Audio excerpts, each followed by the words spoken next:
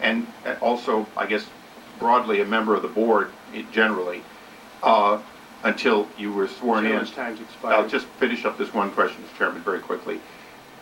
You were aware that Chairman Bernanke, in fact, had in front of him from the staff a report that said AIG should be allowed to go bankrupt, which was then held back on September 16th, based on his decision on September 15th, not to disclose this for a broad vote of the board, weren't you? I'm not aware of the email you referred to, but I'm aware of the following, and I want to... The witness may answer the question, and then we're going to move on to the next question. Thank you. Every decision we made in the days before September 16th and afterwards were enormously controversial decisions. No, Mr. Chair, The gentleman's time's expired. Chair recognizes Mr. Kanjorski.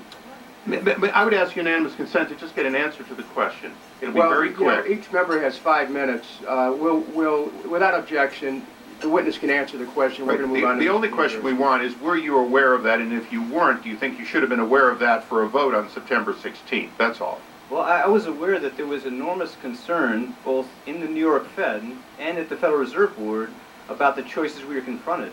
As I said, there is nothing more controversial and difficult than I think anyone we face in this context. And I think it should be reassuring and no surprise that those actions, and the record will show, that those actions were the subject of enormous debate.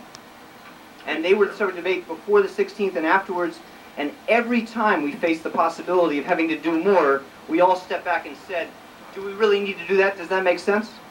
And that is a good thing for the country. You had people willing to debate that and argue it forcefully. Thank you. Chair